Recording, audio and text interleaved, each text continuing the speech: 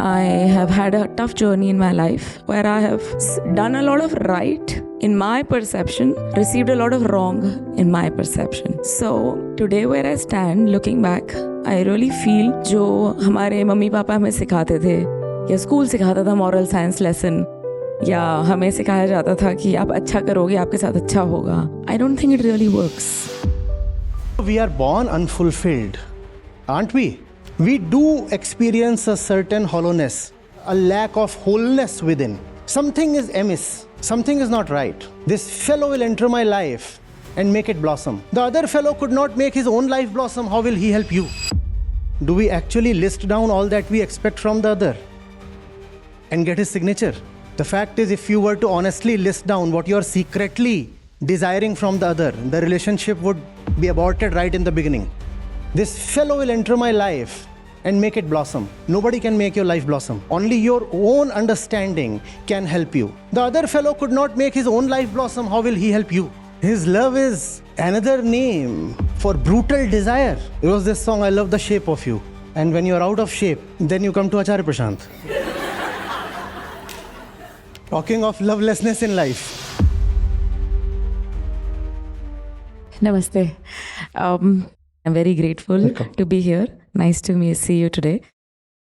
As relationships and being in conflict within yourself of what is right and what is wrong.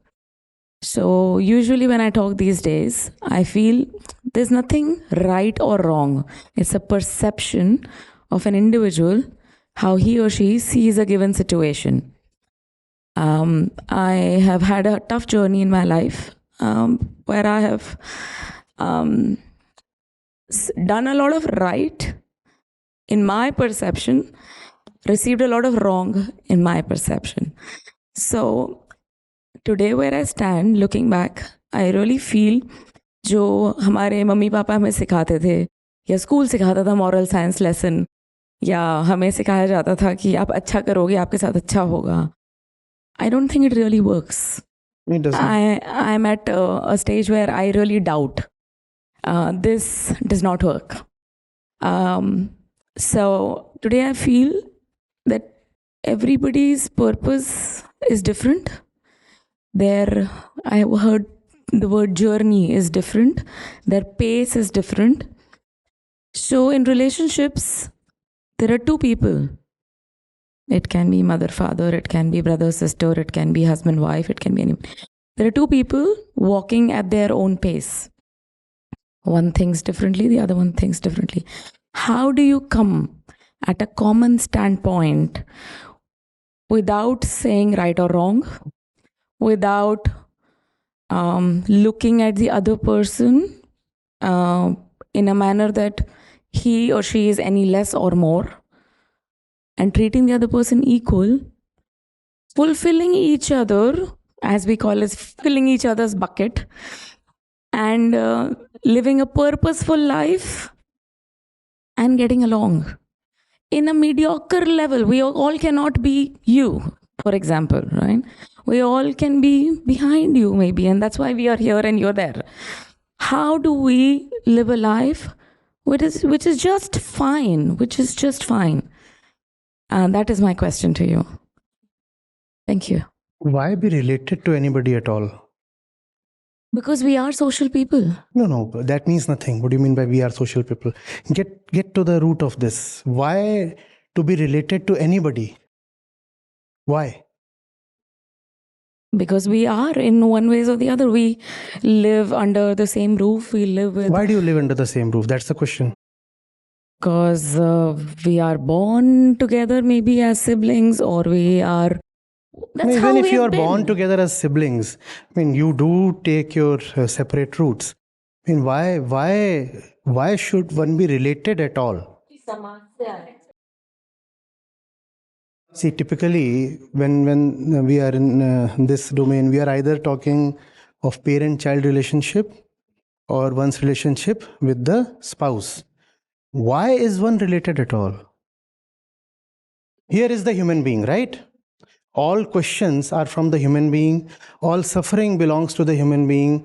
All purpose, all direction, all journeys They are relevant only to the human being, the individual. Why must the individual relate to the other? For companionship. What does it mean by that? Who is the individual? And what in the individual relates to the other? About? I'm talking about the individual. Here am I, right? Here am I. Why must I, or why do I relate to somebody? Because I am? Because I am looking for fulfillment. So the question of relationship must start with the question of identity, right? Who am I? Who am I? And that will tell me why I relate to the other, right? Right? I don't, for example, right now I'm relating to all of us here. I'm relating to you. I'm not relating so much to the walls and the electronic equipment and other things, the vehicles parked outside. I'm not even thinking of my friend standing here behind me, right? I'm relating to you for a purpose, correct? When we relate to each other, what is the purpose? Because we are creatures of purpose. Why do we relate to each other? You're born alone, right? And there is a biological relationship one has with the mother, and that relationship too severs after a while. Why do I relate to somebody? What within me makes me relate to somebody? Yeah, but do I know that I need growth? Do I understand where I stand? Do I know where I stand, and therefore do I know what the meaning of that growth is? I think this is need. The word is need here. So we are born unfulfilled, aren't we? We are born unfulfilled. Unfulfilled. And that lack of fulfillment is an experience. We experience that we are unfulfilled. It's a very vague kind of thing. As vague as the responses we get when we ask, why do we relate? These are vague responses. We relate, oh, there's something. There's no clarity there. But there's an experience there. There is a clear experience that one cannot invalidate. We do experience a certain hollowness, a lack of wholeness within. Something is amiss. Something is not right. That's the very definition of the human being. And I'm calling it definitive because that's something that we don't acquire. We are born with it. We might amplify it later, but that's not called acquisition. That's amplification. We are born with this experience that something is not all right with me. We experience it, but do we understand it? Because experiencing is not the same thing as understanding. You might experience you are having palpitations, but do you understand what's happening? Do we understand? No. So there is a restlessness within, emptiness within, loneliness within. But we don't understand what it is. But it's so very a thing of experience that we cannot deny it. And because we are experiencing it, it makes us do things. Just as when you have a severe headache, you might not know where it's coming from, what its origin is. But it will make you do things, and it can make you do very, very insane things. Stuff that is experienced but not understood can make us do insane things, right? Just like when you are hurt in your little toe, have you seen what you do? You're walking and you get hurt, and there's something here, the leg of a table. And what do? You scream and you run for a while sometimes. And then you hop around holding this in your hand. That's what experience is making you do. And none of that amounts to any understanding of what is happening. Right? Right? Somebody comes and puts something on your shoulder from behind you. And you start running. Now, running will not help the situation, but you start running. Because you are experiencing, and the experience is so overwhelming, so overpowering, that it makes you suspend your realization, your faculties even more. That's what loneliness, emptiness, that void within makes us do. We don't understand it. Relationship is our way of filling up that void. Something is amiss. Can I get someone in my life to fill up that void? To fill up that void. It's the Brihadaranyaka Upanishad. Yakevalkya is speaking to Maitreyi. Oh Maitreyi, know that the wife relates to the husband not for the sake of the husband, but for the sake of the self.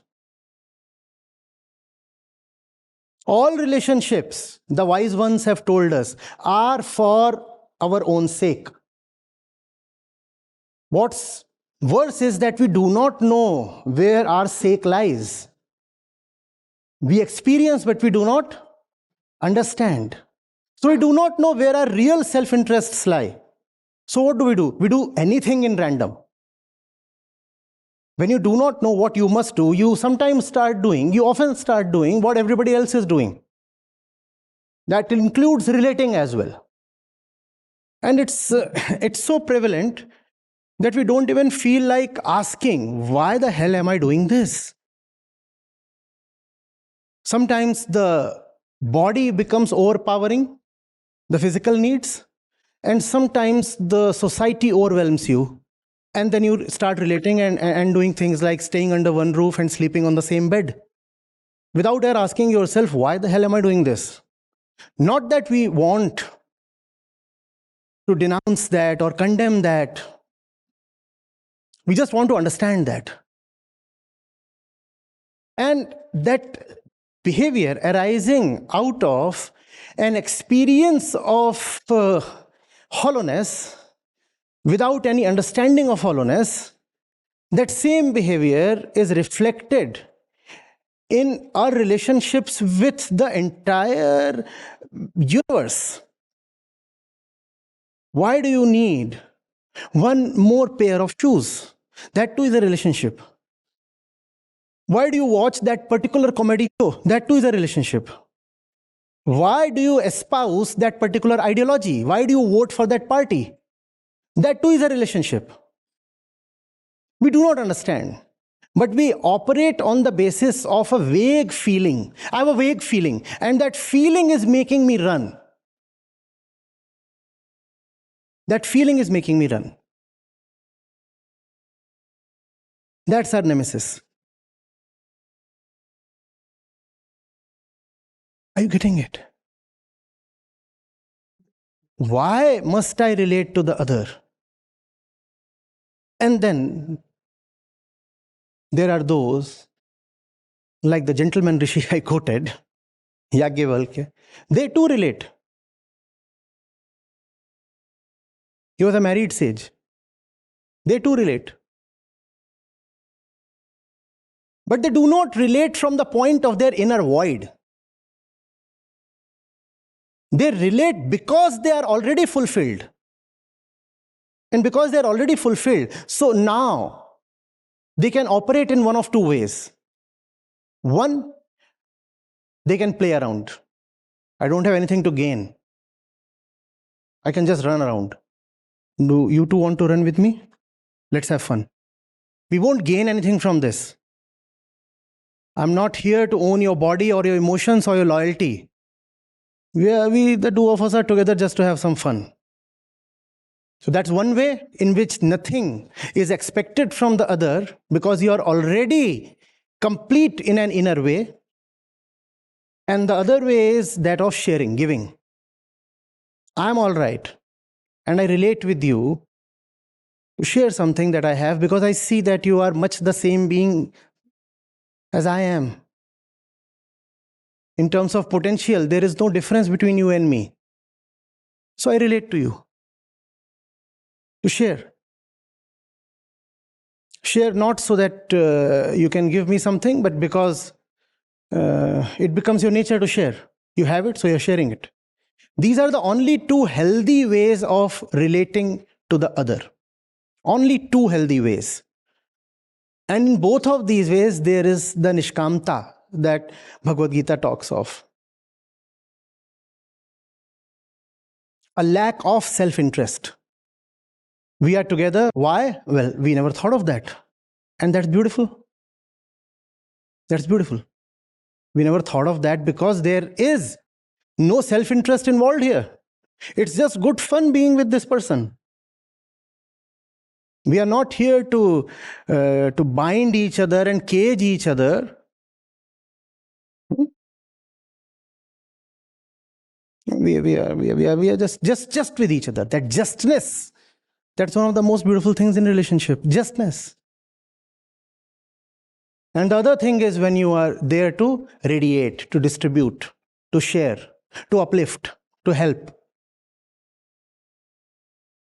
But the normal kind of relationship belongs to neither of these types.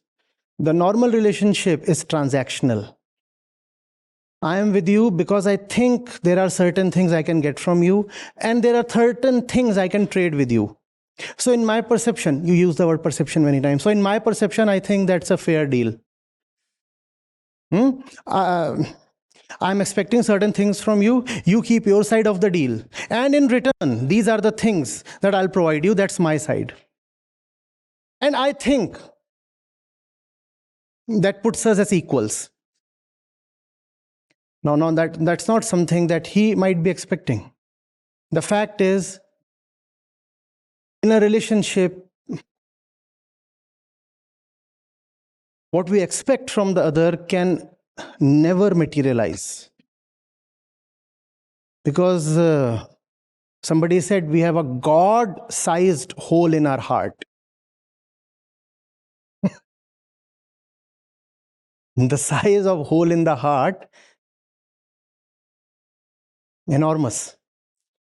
And the other one, irrespective of who the other one is, as a human being, the other one is too small, too petty to fill up that vacancy. He'll never suffice. He will never succeed. And when he'll not succeed, then you'll be angry and disillusioned and disappointed and violent. Because that's always the hidden expectation. This fellow will enter my life and make it blossom. Nobody can make your life blossom. Only your own understanding can help you. The other fellow could not make his own life blossom. How will he help you? I often say the operator in relationships is not plus, but multiplication. Not addition, but multiplication. We experience an incompleteness. The other one is incomplete as well. So we presume that half plus half will become 1. We do not understand that the operator is multiplicative. So it actually becomes half multiplied by half, equaling 1/4. You are worse off after the relationship. What you expect from the other can never materialize because you are expecting the impossible. What you want from the other is something only you can deliver to yourself. Only you can deliver that to yourself. The other is in no position. But the other bears the brunt of our expectations. And often when we strike a relationship, we do not even take the other's consent. Do we actually list down all that we expect from the other and get his signature? No. The fact is, if you were to honestly list down what you are secretly desiring from the other, the relationship would be aborted right in the beginning. The fellow will see, this is what you are planning, you evil one. Outwardly you are saying, no, the two of us, we will do great things to each other. But inwardly, there is a subconscious plan being hatched. And when the plan is foiled, then there is anger. That's what happens. And both the parties are victims. If you play the victim, you are not wrong. You are just telling half the story. The fact is, both of you are both victims and victimizers, because both of you are equally ignorant beings. Hmm? How can, I'm asking you please, how can anything that starts with lack of clarity be good or auspicious for you?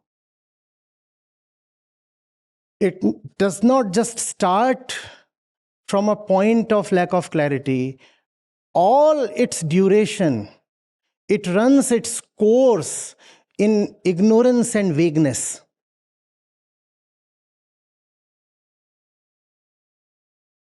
How can it bring goodness to anybody? Be it a father-son relationship, a mother-daughter relationship, or siblings, or just friends, or spouses. I mean, the first thing that you need is clarity within yourself. Otherwise, your very touch will be destructive. You might keep saying, I love my kid. But if you are an ignorant parent, your love will be very harmful to your kid. Like you said, all these lovely and nice sounding things that we were told, we found that life doesn't work like that. No, that's the point. You become a parent at 25, 30, 35, and you are very ignorant at that age. And then you start preaching to your kids. Are you even entitled to teach anything to your kid? What do you know in life? Why are you teaching your kids? Why did you beget kids, first of all? When you don't know anything about life, who entitled you to become a mother or a father? And on top of that, now you are trying to become the guru. And telling things like, अच्छा करो अच्छा होगा, तुम्हारे साथ सब बुरा बुरा हुआ, तुमने कभी कुछ अच्छा नहीं किया था.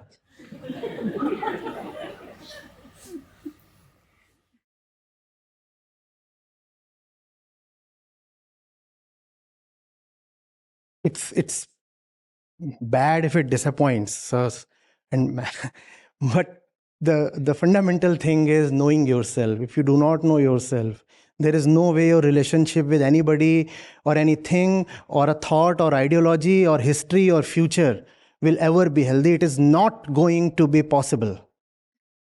An ignorant person is a dangerous thing, made even more dangerous by a relationship. An ignorant person, even if he is walking alone on a road, is a dangerous thing. What if you bring that person to your bedroom? How does it matter you start calling him your husband or wife?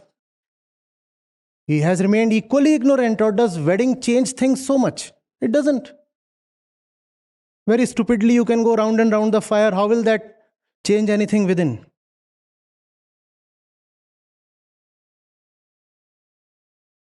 This person who does not know how to choose, for example, an educational stream.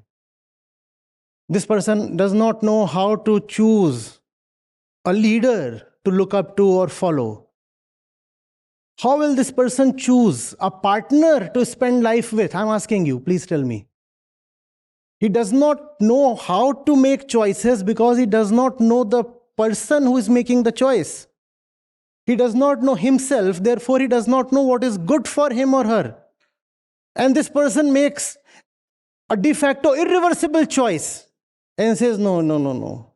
And then he says, life is such a melancholy tale. And he writes poems in his tears and says, yeah, I'm a good man, but life has not been fair to me. The only goodness is clarity. Did you ever try to understand? No. You spent your life based on your experiences, feelings, and emotions, never having the courage to look into their genesis, their entire process, where they come from, and how heavily they are influenced by your hormones and the social systems. Then you said, this just because I'm feeling something, it is the truth. Just because I feel like saying something, I agree, I disagree. Do you even understand what you are saying? Before speaking to the other, would you mind speaking to yourself first? Before proposing to the other, would you mind loving yourself first? Too much to ask. No. No.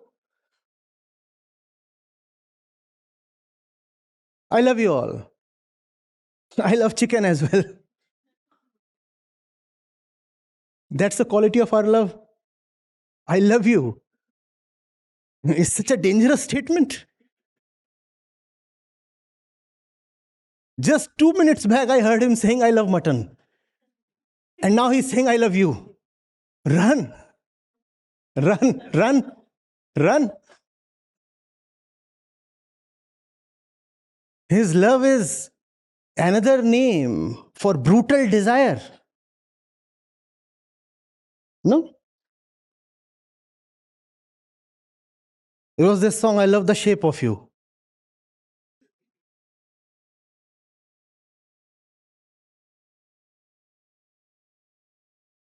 And when you're out of shape, then you come to Acharya Prashant. Talking of lovelessness in life.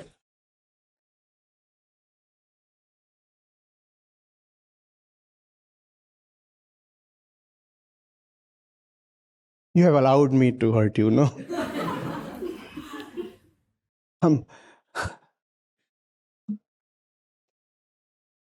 I do feel sorry for that, but please continue allowing me. The day I feel you no more are game for it, I'll stop.